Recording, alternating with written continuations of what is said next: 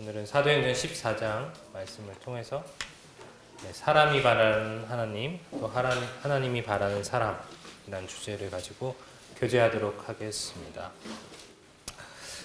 교제를 본격적으로 하기 앞서서 지난 시간에 교제했던 내용들을 간단히 돌아보고 교제하겠습니다.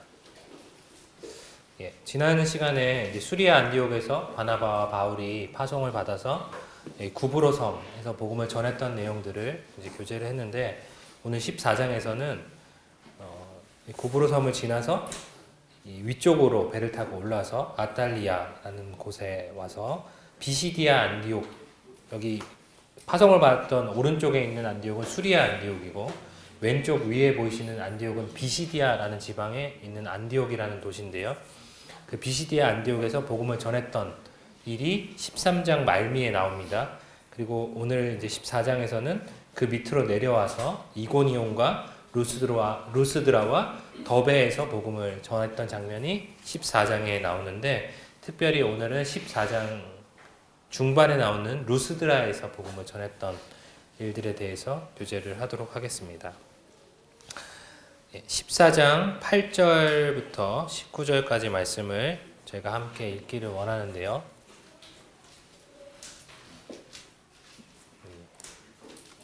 14장 8절부터 19절을 함께 교독하도록 하겠습니다. 제가 먼저 읽겠습니다. 루스드라에 발을 쓰지 못하는 한 사람이 앉아 있는데 나면서 걷지 못하게 되어 걸어본 적이 없는 자라.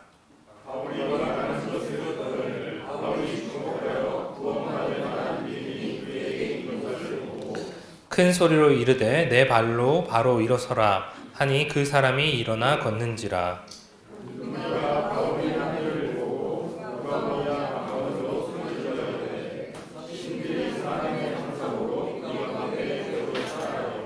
바나바는 제우스라 하고 바울은 그 중에 말하는 자이므로 헤르메스라 하더라.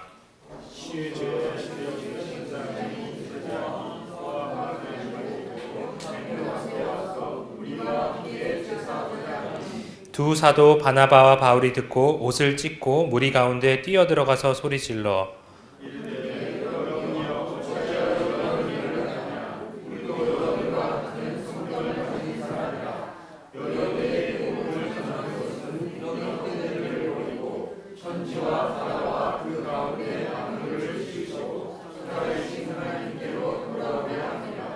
하나님이 지나간 세대에는 모든 민족으로 자기들의 길들을 가게 방임하셨으나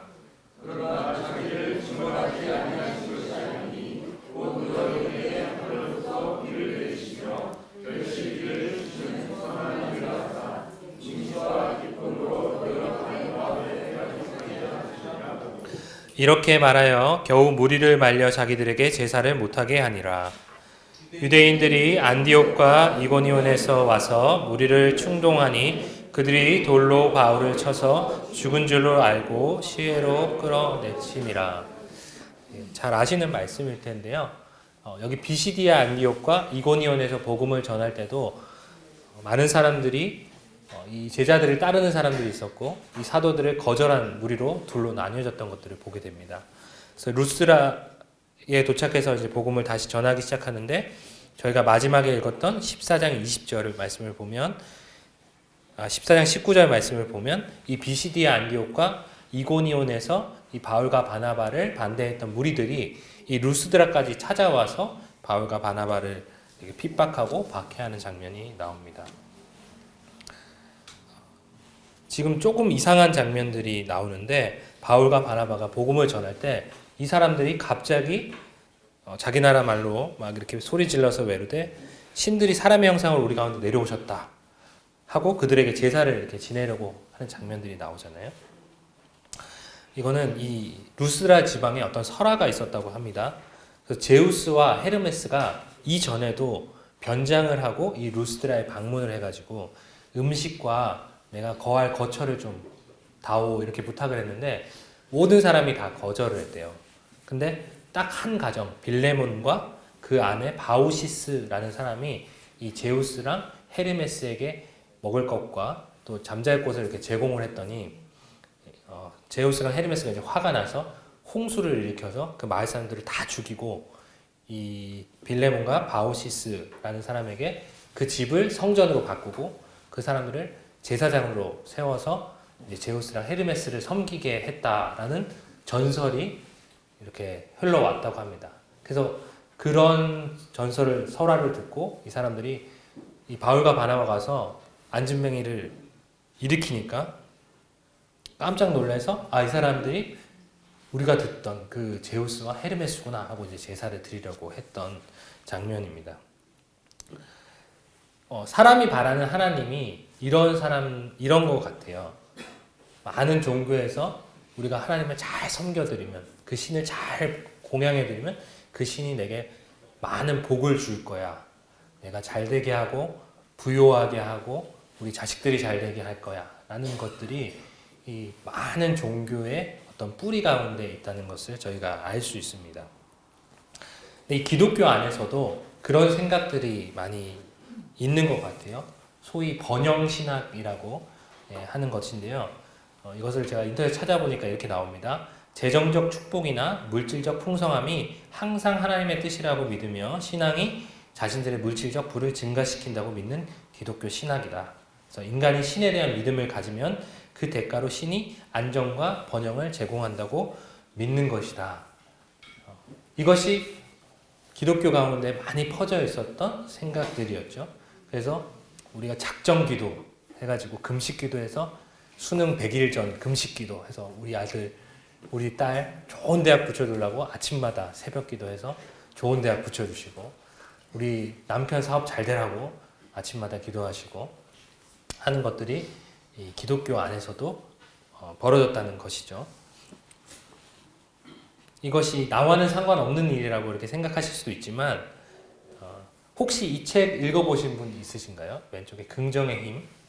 뉴욕타임즈의 베스트셀러 1위였습니다.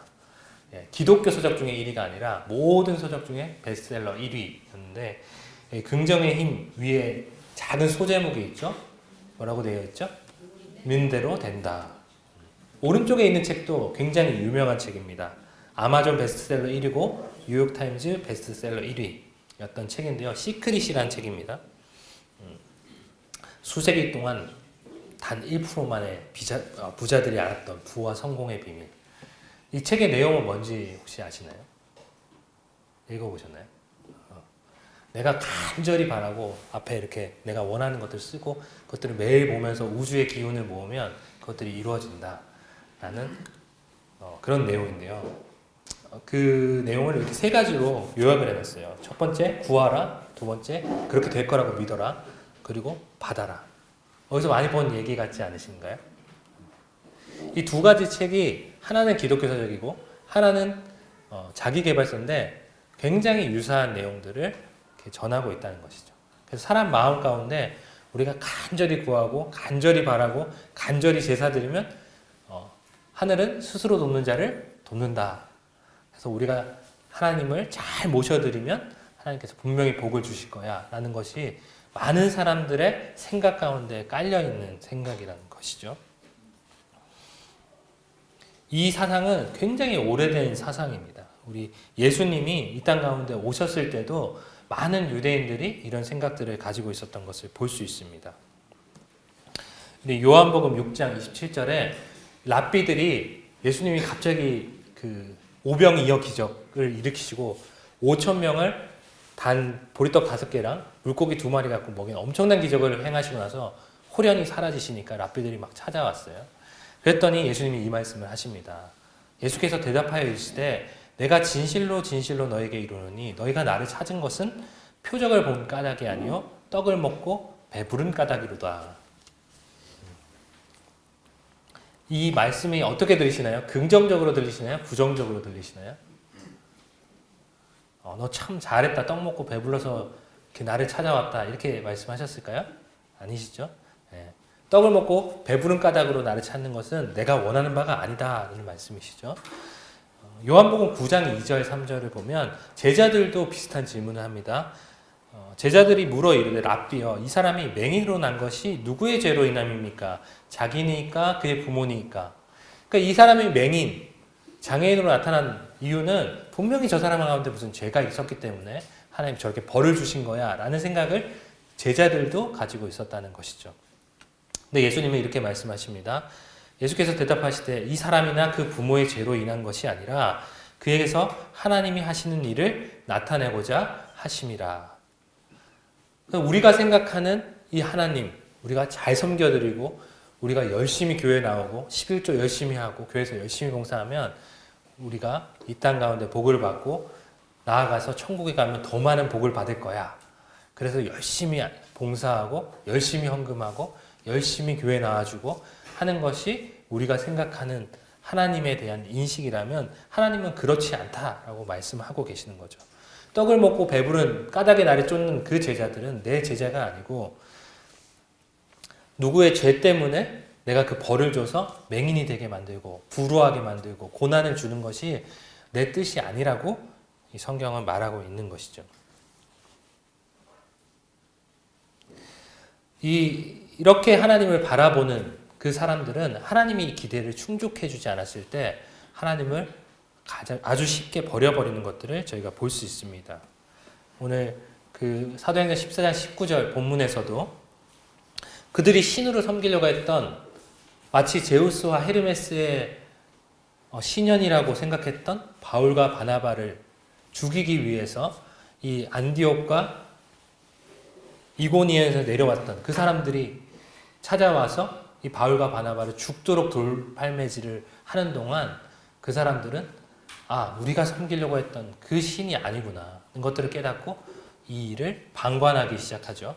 유대인들이 안디옥과 이고니온에 와서 무리를 충동하니 그들이 돌로 바울을 쳐서 죽은 줄로 알고 시외로 끌어내치니라.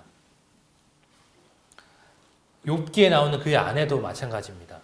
욥이 부유하고 자녀가 많고 하나님이 복을 주셔서 잘 될 때는 그 욥의 아내의 불평을 볼 수가 없지만 하나님께서 그것들을 다 찾아가셨을 때 그의 아내가 그에게 이르되 당신이 그래도 자기의 온전함을 굳게 지키느냐 하나님을 욕하고 죽어라 이렇게 이야기하시죠.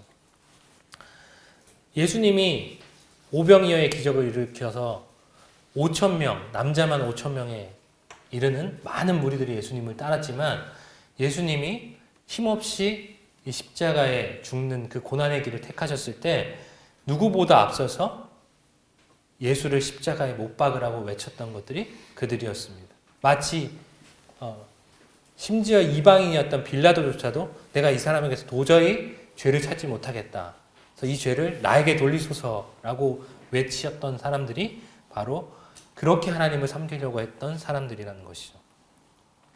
그렇다면 하나님이 바라는 그 사람은 어떤 사람인지 우리가 한번 살펴보겠습니다. 14장 20절부터 23절 말씀인데요. 제가 읽겠습니다. 제자들이 둘러섰을 때에 바울이 일어나 그 성에 들어갔다가 이튿날 바나바와 함께 더베로 가서 복음을 그 성에서 전하여 많은 사람을 제자로 삼고 루스드라와 이고니온과 안디옥으로 돌아가서 제자들의 마음을 굳게 하여 이 믿음에 머물러 있으라 권하고 또 우리가 하나님의 나라에 들어가려면 많은 환난을 겪어야 할 것이라 하고 각 교회에서 장로들을 택하여 금식 기도하며 그들이 믿는 주기에 그들을 의탁하고. 이 지도를 모르셨을 때는 이 일이 그냥 그런가 보다 이렇게 이해하실 수 있는데 지도를 보면 이 일이 왜 그렇게 엄청난 일인지 알 수 있습니다. 이 루스드라에서 돌팔매질을 당했던 이 바울은 그 유대인의 법상 시체를 이 성 안에 두면 안 되기 때문에 성 밖으로 이렇게 내보냈어요. 근데 사실 바울은 죽지 않고 그 안에서 일어나서 다시 성으로 돌아가서 제자들과 교제한 뒤에 더베로 갑니다. 더베로 가서 복음을 전하는데 이 선교 여행의 루트를 보시면 안디옥에서 출발해서 이렇게 C자로 돌아서 어디로 가야 되냐면 다시 안디옥으로 돌아가는 것이 선교 여행의 마지막이거든요. 그럼 더베에서 오른쪽으로 조금 더 가면 어떤 도시가 있냐면 다소라는 도시가 있습니다. 다소 혹시 들어보셨나요? 네. 이 바울의 바로 고향이에요. 이 피투성이가 됐던 바울이 위로를 얻고 싶었을 텐데 고향에 가면 그래도 자기를 반겨주는 사람들이 아마 있었겠지요.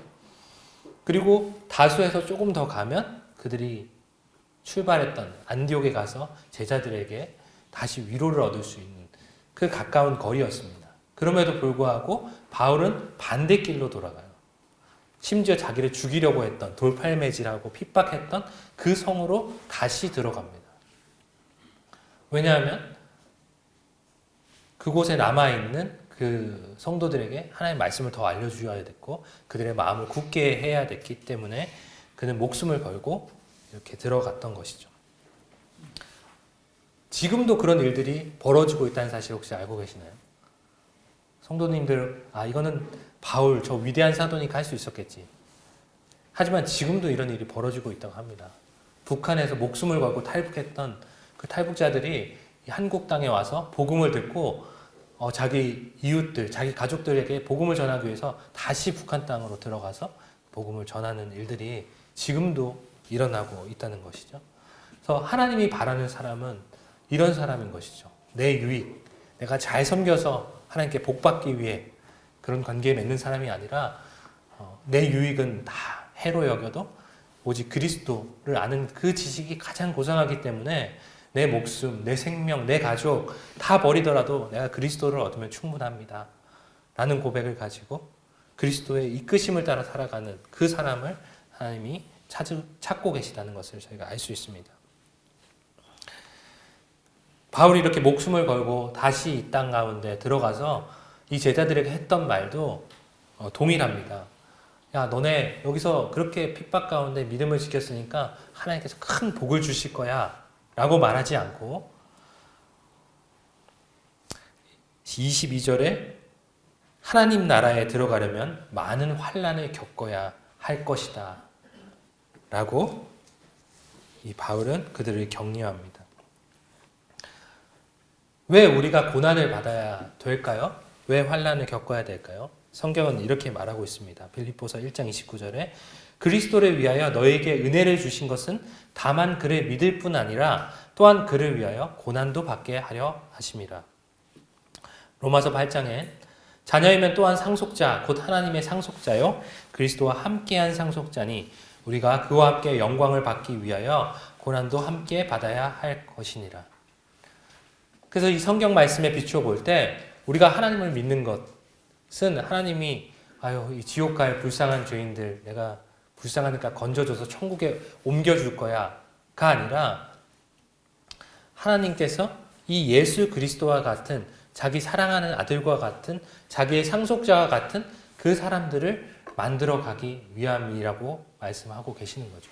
그래서 단순히 내가 천국 갈 티켓 얻어서 이제 하나님 오시면 정말 내가 행복하고 걱정 없고 가난도 없고 먹을 것 걱정 없는 그곳에 가서 풍성하게 즐겁게 살 거야 라고 기대하신다면 성경에서 말하는 바와 다르게 이 루스드라 사람들과 비슷한 신앙을 우리가 가지고 있는 것입니다. 오히려 이 성경에서 말하는 참 신앙은 이 많은 환난을 겪어서 그리스도와 같은 사람이 되기를 소망하는 것이 우리의 신앙이라는 것을 알 수 있습니다.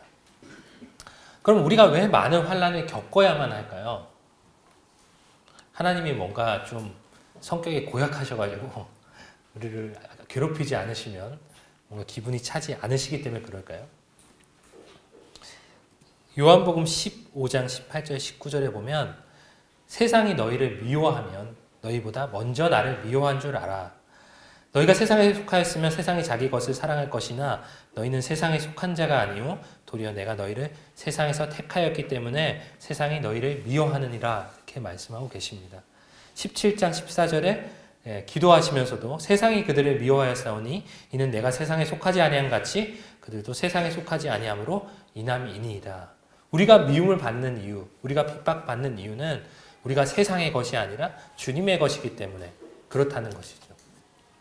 세상이 주님을 미워하기 때문에 주님의 것도 미워한다고 성경은 말하고 있습니다. 우리 삶 가운데 혹시 환난이 없고 고난이 없다면 우리가 한번 생각해 보셔야 되는 것이죠. 우리가 과연 하나님의 것으로 살아가고 있나? 세상의 것이기 때문에 세상이 우리를 미워하지 않고 우리를 사랑하고 있지는 않는가 하는 것들을 우리가 돌아봐야 되겠습니다. 우리가 세상에 사는 사람들의 가치관과 비슷하게 마치 그들과 별반 다를 바 없는 그저 일요일날 교회에만 나오는 조금 다른 그런 사람이라고 세상 가운데 비춰준다면 세상은 저희를 미워하지 않을 것입니다. 하지만 우리가 그들과 완전히 다르고 다른 가치관을 갖고 우리는 나를 위해 살지 않고 그리스도를 위해 산다라는 것을 분명히 밝힐 때 그들은 우리를 미워하고 우리를 핍박하기 시작할 것입니다. 하지만 성경은 우리가 많은 환난을 당할 거지만 걱정하지 말라고 또 말씀하고 계십니다. 우리가 환난을 당할 때 성경은 이렇게 행하라고 말하고 계신데요. 이것을 너희에게 이르는 것은 너희로 내 안에서 평안을 누리게 하려 함이라. 세상에서는 너희가 환난을 당하나 담대하라. 내가 세상을 이기었노라. 우리가 환난을 당하지만 우리가 속한 그 주님은 이미 세상을 이겨 놓으셨다라고 말하고 계시는 거죠. 이 로마서에서 바울은 이렇게 얘기하고 있죠. 우리가 본 이 본문에 바울은 많은 고난을 당했지만 이제 이 바울의 인생을 우리가 다 알고 있잖아요. 그 중에 가장 초기에 있는 고난일 뿐입니다. 이 로마서는 바울의 말년에 쓴 책이기 때문에 그가 얼마나 더 많은 고난을 당했는지 저희가 상상조차 할 수 없지만 바울은 이렇게 얘기하죠. 다만 이뿐 아니라 우리가 환난 중에도 즐거워하나니 이 환난은 인내는 연단은 소망을 이루는 줄 알미로다. 예수님의 동생이었던 야고보 사도도 형제들아 너희가 여러 가지 시험을 당하거든 온전히 기쁘게 여기라. 이는 너희 믿음의 시련이 인내를 만들어내는 줄 너희가 알미라. 인내를 온전히 이루라. 하나님이 우리를 예수 그리스도와 같은 모습으로 만들기 위해서 우리를 구원하셨다면 예수 그리스도와 같이 바꾸는 데 있어서 많은 환난이 필요한 것이죠. 마치 그 쇠를 어떤 모양으로 만들어가기 위해서 쓸만한 모양으로 칼로, 쟁기로, 호미로 만들기 위해서는 여러 번 뜨거운 불과 차가운 물을 반복해서 담금질해야 되고 아주 단단한 망치로 그 모양을 두들겨서 그 모양을 만들어내야 된다는 것이죠. 그것처럼 우리를 예수 그리스도와 같은 하나님이 원하시는 그 완전한 사람으로 만들어 가시기 위해서 우리는 많은 환난을 겪어 나가야만 된다고 성경은 말하고 있습니다. 하지만 우리가 걱정하지 말아도 되는 것은 우리가 예수 그리스도께 속했고 그 예수 그리스도께서 이미 세상을 이겼다. 그러니까 너희가 담대하라 라고 성경은 우리를 격려하시고 권면하고 계십니다. 이 일들을 겪었던 바울조차도 이렇게 얘기하죠. 누가 우리를 그리스도의 사랑에서 끊으리요. 환난이나 공고나 박해나 기근이나 적신이나 위험이나 칼이랴. 기록된 바 우리가 종일 주를 위하여 죽임을 당하게 되며 도살당할 양같이 여김을 받았나이다 함과 같으니라. 그러나 이 모든 일에 우리를 사랑하시는 이로 말미암아 우리가 넉넉히 이기느니라. 이게 다 바울이 당했던 고난들이거든요. 환난, 공고, 박해, 기근, 적신, 위험, 칼. 그래서 그가 매일매일의 삶 가운데 주를 위해서 죽임을 당하게 되고 도살당할 양같이 여김을 받았지만 그러나 이 모든 일에 바울이 승리할 수 있었던 비결은 우리를 사랑하시는 이로 말미암았다는 것입니다. 이 세상을 이기신 그분께서 우리를 사랑하셔서 우리를 이 모든 고난 가운데 내버려 두지 않으시고 우리를 보호하시고 지키시고 구원하신다는 사실을 바울이 알고 있었기 때문에 그가 마치 죽은 사람처럼 여겨져서 밖에 버려졌음에도 불구하고 그는 다시 일어나서 이 복음을 전하기 위해 그 성으로 돌아갈 수 있었던 것입니다. 이 1차 전도여행을 지켜봤던 한 사람이 있었습니다. 혹시 아시나요? 바울의 사랑하는 아들과 같은 디모데가 바로 그 현장에 있었습니다. 그래서 디모데 후서에서 바울은 디모데에게 이렇게 말합니다. 나의 교훈과 행실과 의향과 믿음과 오래 참음과 사랑과 인내와 박해를 받음과 고난과 또한 오늘 봤던 지명이 나오죠. 안디옥과 이고니온과 루스드라에서 당한 일과 어떠한 박해를 받은 것을 네가 과연 보고 알았거니와 주께서 이 모든 것 가운데서 나를 건지셨느니라. 우리 그리스도 예수 안에서 경건하게 살고자 하는 자는 박해를 받으리라 라고 디모데를 격려하고 있습니다. 이 1차 전도여행에서 이 장면을 목격했던 이 디모데를 2차 전도여행 때 다시 바울이 이 지역에 와서 디모데를 데리고 떠나는 장면들이 나오거든요. 디모데에게 이것들을 격려하면서 바울이 했던 그 말이 굉장히 제 마음 가운데 울림이 됐습니다. 경건하게 살고자 하는 자는 박해를 받으리라. 우리 삶 가운데 박해가 없다는 것, 평안하다는 것, 물론 주님이 주신 평안으로 우리가 평안할 수 있지만 그것이 오랫동안 아무런 박해도 없다면 우리가 과연 경건하게 살고자 하는가 하는 것들을 돌아볼 필요가 있겠습니다. 우리가 마치 세상의 사람들과 같이 그렇게 살아가고 있는 건 아닌가 이런 생각들을 해봐야 되겠습니다. 최근에 하나님께서 저를 이렇게 말씀하시는 것 같아요. 성도님들에게 절하시도록 하는 이 말씀을 주시기 전에 먼저 제 마음 가운데 이 말씀을 주시는데 네가 정말 경건하게 살고자 하는가? 네가 이 세상과 분리돼서 살고자 하는가?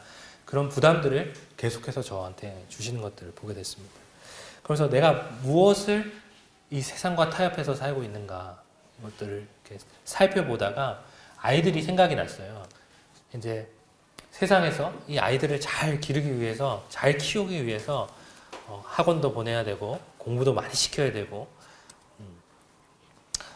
해야 한다 이런 이제 가르침들을 주잖아요. 그래서 아이들을 저도 아무 생각 없이 이때는 이런 학원을 보내야 되고 이때는 이런 교육을 시켜줘야 아이들이 잘 자라겠구나 라고 하면서 이제 아이들을 학원에 보내다 보니까 아이들 학원 스케줄이 굉장히 빡빡하더라고요. 그래서 중학생이 되면서부터도 벌써 아침 일찍부터 밤 늦게까지 이렇게 공부를 하는 것들을 보면서 제가 볼 때 너무 지나치지 않나. 그래서 자매한테 이렇게까지 공부를 벌써 해야 되냐. 6년이나 시간 동안 그렇게 공부를 해야 되는데 벌써부터 이렇게 하면 지치는 거 아니냐. 나도 그렇게까지는 안 했던 것 같은데 아이들이 그렇게 요구하는 게 맞는지 모르겠다. 이렇게 얘기했더니 지금 강산이 한 33번은 변했는데 무슨 소리 하냐. 이런 얘기를 자매가 하면서 그렇게 해야 한다. 이런 얘기를 하더라고요. 근데 그러다 보니까 이제 아이들을 수요 집회 가운데 데려올 수가 없었던 거예요. 그래서 제 마음 가운데 어떻게 하는 게 옳은가 이렇게 고민해 봤는데 뭐 아이들이 수요 집회 와도 딱히 교제를 하는 것도 아니고 어른들 하는 얘기를 잘 알아듣는 것도 아니고 힘들어 하는데 차라리 그 시간에 좀 더 같이 이렇게 공부하는 게 더 나을 수도 있겠다 이런 생각들이 제 마음 가운데 들었던 거예요. 그래서 그렇게 내버려 뒀는데 하나님께서 계속해서 이렇게 말씀하시면서 이게 네가 과연 옳은 결정이냐는 질문들을 하시더라고요. 그래서 그것들을 보면서 제가 이 아이들에게 가르쳐 줘야 되는 것은 좋은 대학 가고 좋은 직장 잡고 이 세상에서 성공하는 것이 아니라 하나님을 가장 우선순위에 두는 것이구나 하는 것들을 생각하게 하셨습니다. 근데 그것을 제가 말로만 가르치는 것이 아니라 내 삶 가운데 하나님을 가장 우선순위에 두는 것을 보여주어야 되겠구나. 근데 제가 그러지 못하고 있다는 것을 하나님께서 알려주셨어요. 그래서 많은 고민 끝에 아이들에게 이제 우리 수요 집회를 가야 될 것 같다. 아버지 생각에는 내 인생에는 하나님을 가장 우선순위에 두는 것이 가장 가치 있고 가장 후회 없는 길이었는데 내가 그것들을 너에게 알려주고 싶다. 이렇게 이제 선언을 했어요. 그리고 이제 자매랑 아이의 어떤 그 학원 스케줄을 이제 조정하고 학원 선생님이랑 조율해서 이제 요 시간에는 저희가 갈 수가 없으니 뭐 학원 선생님이 이제 요 시간은 다르게 보충을 해야 된다. 뭐 이런 얘기들을 하면서 조율을 하는 시간들이 있었는데 그것이 거의 한 달 가까이 시간이 됐던 것 같아요. 근데 나중에 이제 주일학교 선생님 통해서 전해 들었는데 둘째가 이제 제가 선언한 그 다음 주에 가서 선생님 저 이제 수요일 날 교회에 나와야 될 것 같아요. 이렇게 얘기했다는 거예요. 그래가지고 나중에 이제 한 달 정도 시간이 지나서 제가 다시 그 얘기를 하는데 그 얘기를 제가 전해 듣고 나니까 얘들이 아빠는 이렇게 말로만 뭔가 그럴듯한 얘기를 하고 실제로 행동은 안 옮기는 사람이구나 라고 인식을 할 것 같은 두려움이 제 마음 가운데 들더라고요. 그래서 이제 정말 그 시간들을 다 조율하고 이제 가자 수요 집회에 가야겠다 그렇게 했더니 둘째가 대번 이 아빠의 마음 가운데 있는 거를 꿰뚫어 보더라고요. 그래서 옛날 어른들이 그러잖아요. 애들 앞에서는 냉수도 함부로 못 마신다고. 그래서 아이들을 보면서 정말 많이 배우는데 둘째가 아빠 근데 수요 집회를 가면 제가 공부를 다른 애들만큼 하지 못하고 그래서 좋은 대학을 못 갈 것 같은데 괜찮을까요? 그러더라고요. 그래서 제가 그래도 괜찮다.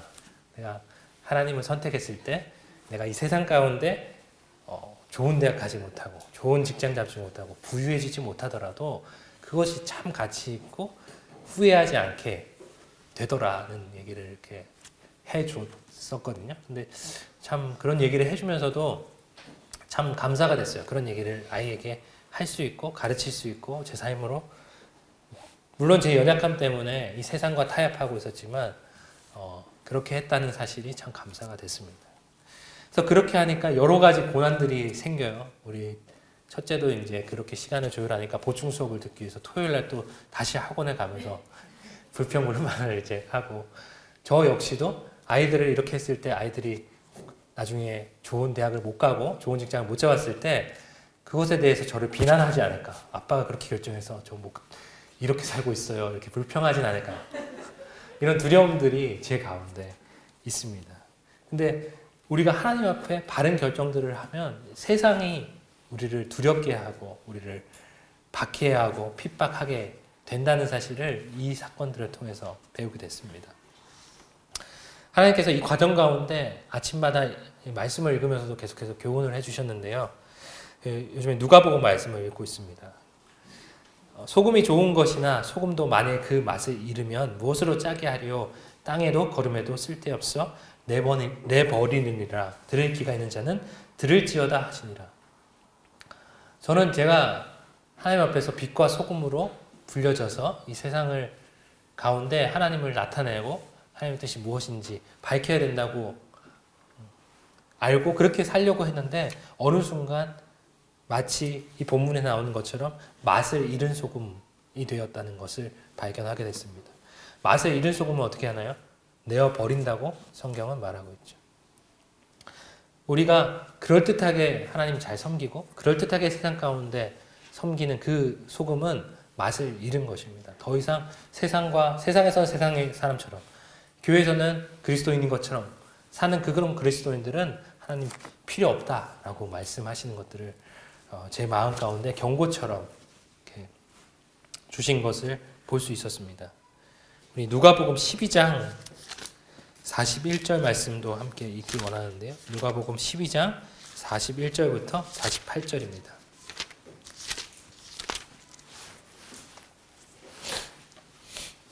마지막 때에 대한 말씀인데요.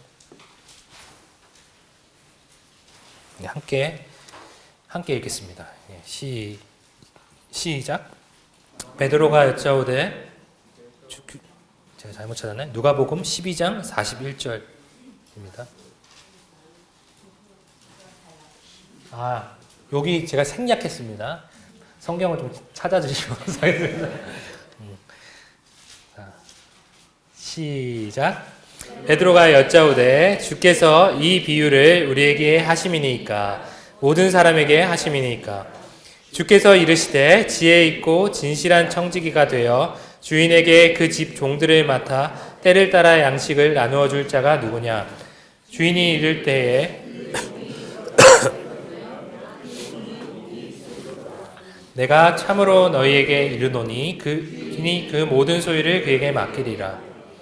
만일 그 종이 마음에 생각하기를 주인이 더디 오리라 하여 남녀 종들을 때리며 먹고 마시고 취하게 되면 생각하지 않은 날 알지 못하는 시각에 그 종의 주인이 이르러 엄히 때리고 신실하지 아니한 자의 받는 벌에 처하리니 주인의 뜻을 알고도 준비하지 아니하고 그 뜻대로 행하지 아니한 종은 많이 맞을 것이요 알지 못하고 맞을 일을 행한 종은 적게 맞으리라.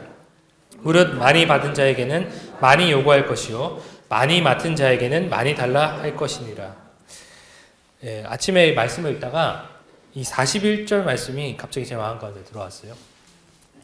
베드로가 여짜오되 이 앞에 이제 예수님이 이제 마지막 때가 올 거다. 조심해라. 준비해라. 너희가 마치 도둑을 맞는 것처럼 하지 않도록 준비해라. 이렇게 말씀하시니까 베드로가 이렇게 물어봅니다. 주님, 이 비유를 우리한테 하시는 말씀이세요? 아니면 모든 사람한테 하시는 말씀이세요?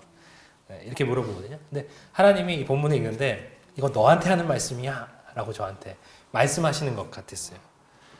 그러면서 이 말씀을 쭉 읽어나가는데 이 청지기 비유 저희가 잘 알잖아요. 근데 우리는 어떤 청지기인가? 우리는 예수님 오시는 것을 사모하고 기다리십니까? 안 기다리십니까? 성도님들? 천천히 오시면 좋으실 것 같으세요? 결혼도 좀 해보고 예수님 오셔야 되죠, 지금 형제님? 예.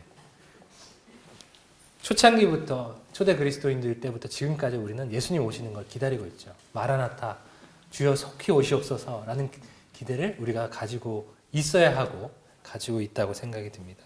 그런데 그것이 마냥 좋은 것이 아닐 수도 있겠다는 생각이 갑자기 들었어요.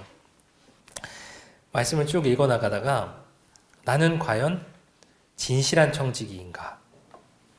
내가 정말 예수님이 곧 오실 거라고 생각하고 신실하게 이 주인의 명들을 지키고 있는가? 가장 두려웠던 말씀이 그 말씀이었습니다. 47절 주인의 뜻을 알고도 준비하지 아니하고 그 뜻대로 행하지 아니한 종은 많이 맞을 것이요 알지 못하고 맞을 일을 행한 종은 적게 맞으리라 이렇게 말씀하시더라고요. 저희가 참 귀한 이 교회 가운데 있다 생각이 듭니다. 성경을 참 하나님 말씀하신 대로 배우고 이 복음을 하나님 말씀하신 대로 알고 있고 이 성경에서 말하는 대로 모이려고 애쓰는 참 귀한 이 교회 가운데 있다고 생각 드는데 그것이 한편으로 참 두려운 것일 수도 있겠다는 생각이 들었어요. 내가 너에게 그렇게 많은 복들을 주고 바른 복음과 바른 진리대로 모이는 교회 안에 두었는데 너는 과연 그렇게 행동하고 있는가? 이걸 하나님께서 질문하시는 것 같았습니다. 그 뜻대로 행하지 아니한 종은 많이 맞는다. 네가 그걸 알고도 행하지 않으면 내가 그것에 대해서 분명히 책임을 물을 거야 라고 말씀하시는 것 같았습니다. 우리는 이미 이 내용들을 다 알고 있죠. 루스드라 사람처럼 그렇게 어리석게 마치 그 사람이 사람을 보고 제우스다, 신이다, 우리가 제사 드려야겠다 라고 하지 않습니다. 어떤 훌륭한 목사님을 마치 하나님의 대언자인 것처럼 정말 이 목사님이 하신 말씀이 하나님의 말씀이야 이렇게 어리석게 모시지도 않습니다. 그리고 우리가 어떻게 행해야 되는지에 대해서 성경에서 말하고 있는 바를 우리는 잘 이해하고 있습니다. 하지만 그럼에도 불구하고 우리가 정말 이렇게 살고 있는가는 우리가 한번 자문해 봐야 되는 것이죠. 그렇지 않다면 하나님 다시 오실 때 그것이 주님 속히 오시옵소서 라고 고백했던 저희에게 하나님께서 책임을 분명히 물으실 거라는 것이죠. 한편으로 주인의 뜻을 잘 알지 못하고 맞을 일을 행한 사람도 맞기는 맞습니다.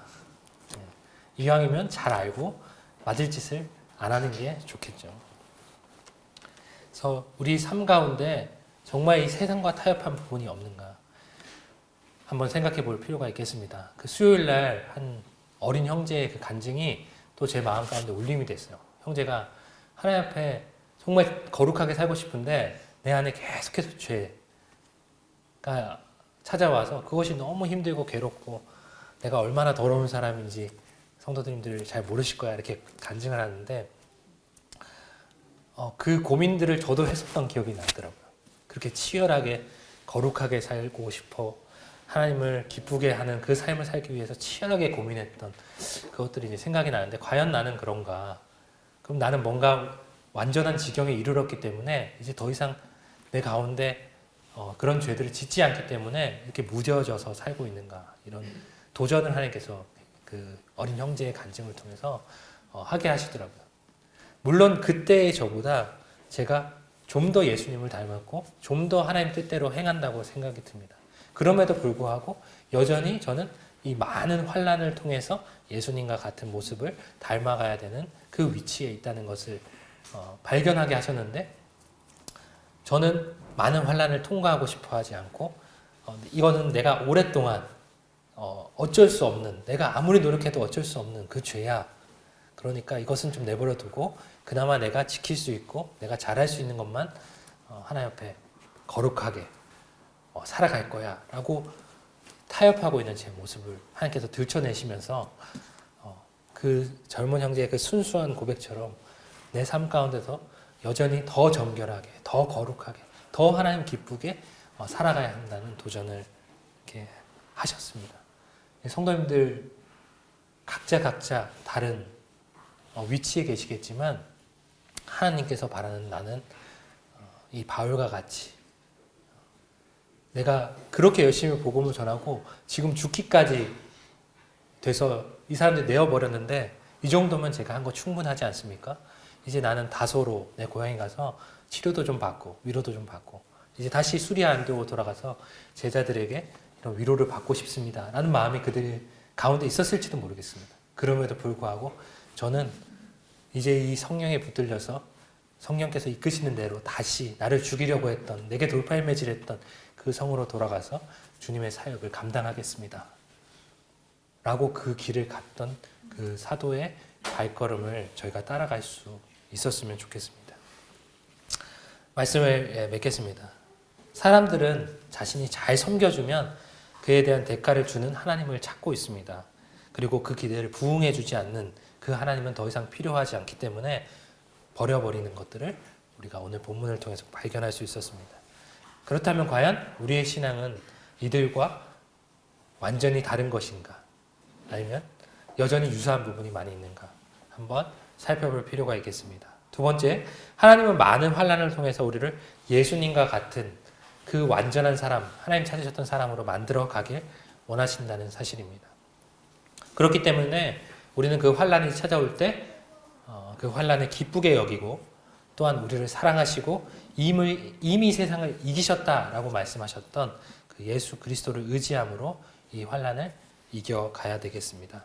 네 번째로 경건하게 살고자 하는 자는 박해를 받으리라 라는 사도 바울의 가르침처럼 우리는 정말로 경건하게 살기 위해서 기꺼이 박해를 받기 원하시는지 한번 돌아보시면 좋은 시간이 되지 않을까 생각이 듭니다.